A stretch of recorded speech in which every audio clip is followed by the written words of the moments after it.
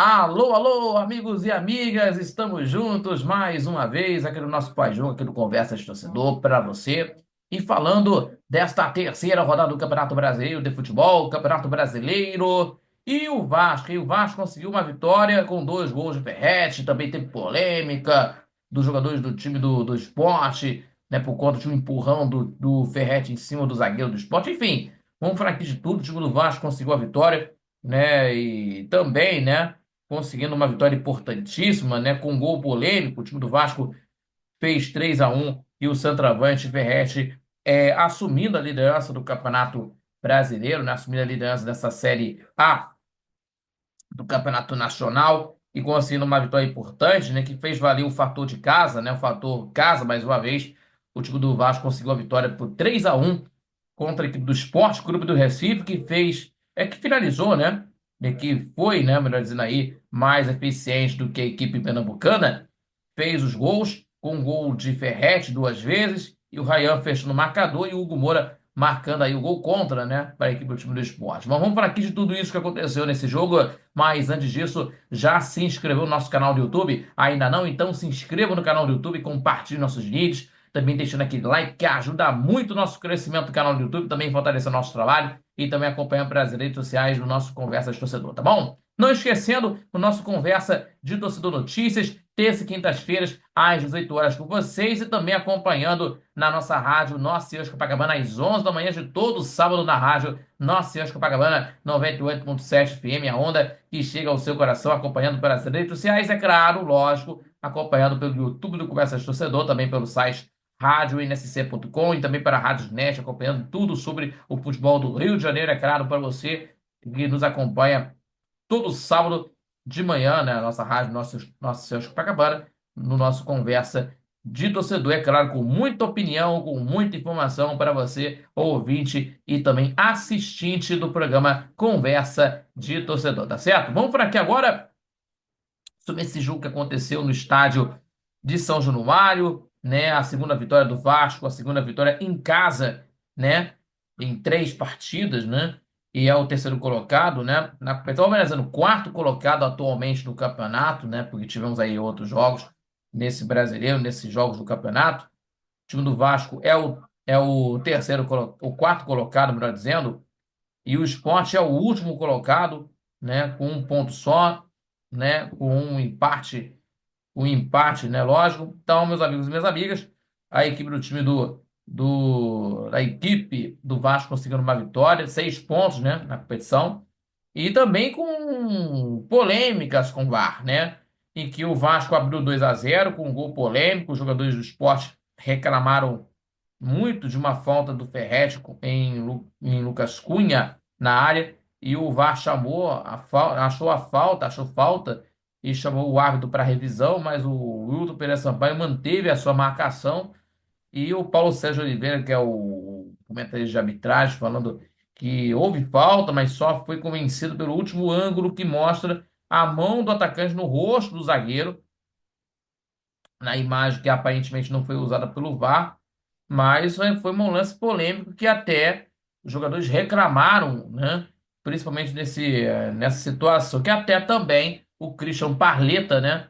Que no final da partida que evitou culpar a arbitragem pela derrota, mas criticou os seguintes lances polêmicos que estão sendo marcados contra a equipe pernambucana diante do São Paulo e do Palmeiras, né? Lógico, contra a equipe do Palmeiras que teve um lance que nem existe, que foi inexistente esse pênalti que aconteceu, né? Lógico, né?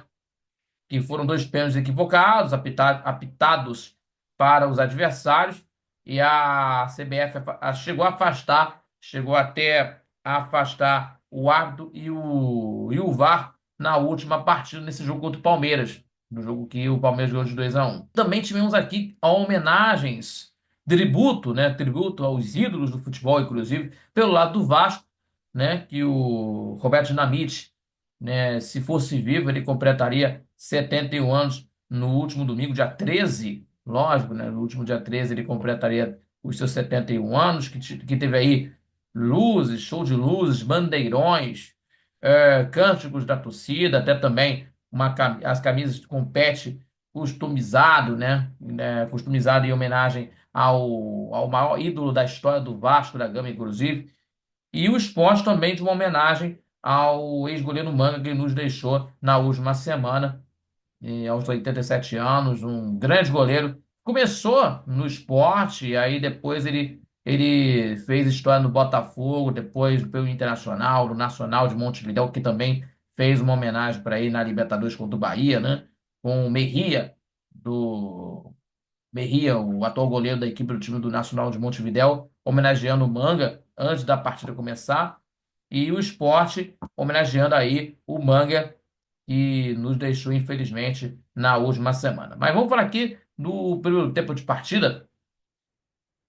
O Sport foi, na maior parte do jogo, melhor que o Vasco, né? Mas, na verdade, é que pouco conseguiu assustar e precisou de um gol contra para estufar a rede. Por quê? O time do Sport, meus amigos, para a gente analisar, no scout do jogo, durante todo o jogo, teve 18 chutes a gol contra 10 do Vasco, né? O Sport, né? O time do Vasco teve 10 gols, né? 10 chutes, né? Melhor dizendo, contra 18 do Sport.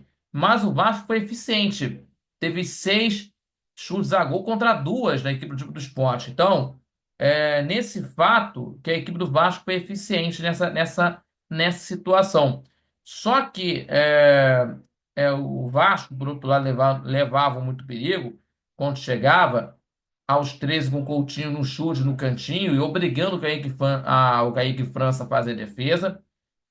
E no lance seguinte, o zagueiro João Victor subiu sozinho no escanteio, cabeceou por cima do gol do goleiro, né, por cima do travessão, e a insistência que valeu a pena, aos 31 minutos, né, o Carré cruzou, Coutinho escorou de cabeça e o Ferretti guardou, fazendo o gol do time do Vasco.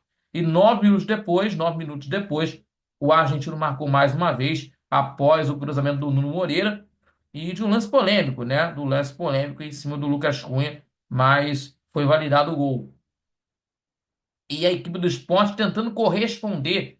E o Chico perdeu uma chance clara no final do primeiro tempo, aos 47 da primeira etapa, cara a cara com o Léo Jardim. E já na segunda etapa, o time do Sport tentando conseguir, tendo uma pressão, né? Tentando uma pressão aí com o Barleta, que acertou o travessão do goleiro do Vasco, Léo Jardim, e o gol não saía por parte da equipe pernambucana, que principalmente que colocou aí, colocando aí, tirando o Lucas Cunha, colocando o Romarinho, né, o Pepa, inclusive, o Vasco tentando continuar também, né, tentando conseguir colocar, se tentar conseguir mais ter essa situação de posse de bola, lógico, tentando conseguir de uma estocada, lógico, que a equipe do time do esporte fazendo uma pressão.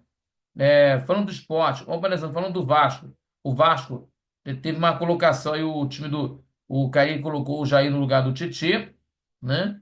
O Felipe Coutinho, o Payet, melhor dizendo, para sair do jogador Felipe Coutinho, o Payet entrou no lugar do Felipe Coutinho, o Watson em velocidade para tentar conseguir uma estocada no lugar do jogador Carré, e o Ryan no lugar do Ferretti, né? E o Alex Teixeira no lugar do Nuno Moreira, para tentar conseguir chegar no contra-ataque, né? Para fazer os gols, para fazer o gol, inclusive, né? Inclusive, e o Sport, lógico, tentando conseguir um resultado positivo, né? Colocando o Romarinho no lugar do Lucas Cunha, tirando o zagueiro, né? O Pepa, também colocando o Fabrício Domingos no lugar do Duqueiroz e colocando, né, atacantes, né, inclusive, né, o Arthur Souza no lugar do Pablo e o Lene Lobato no lugar do Lucas Lima, inclusive. Então, temos aí 4 atacantes. Então, o time do Sport, Clube do Recife, né, tentando conseguir uma pressão, o gol não saía,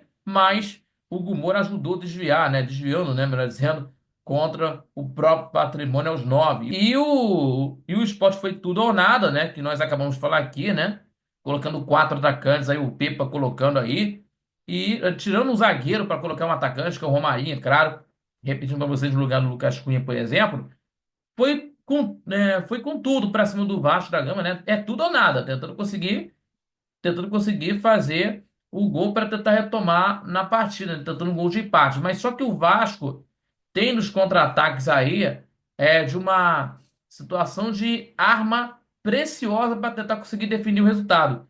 E que teve um lance que o Paulo Henrique perdeu uma oportunidade de conseguir definir a partida aos 26, né? Definir a partida aos 26, o Paulo Henrique. O Ryan fez aos 37, né? De um contra-ataque, fez o gol para definir o resultado de 3-1, que o time do Vasco conseguiu um resultado importantíssimo, né? Que agora vai encarar contra a equipe do time do Ceará, contra a equipe do time do Ceará, inclusive, né? Lógico. A equipe do time do Vasco, fora de casa, jogando no Castelão contra a equipe cearense, contra a equipe do Ceará, nesse jogo que vai acontecer nesta terça-feira, às 9h30 da noite, horário de Brasília, nessa terça-feira à noite, repito, 9h30 da noite.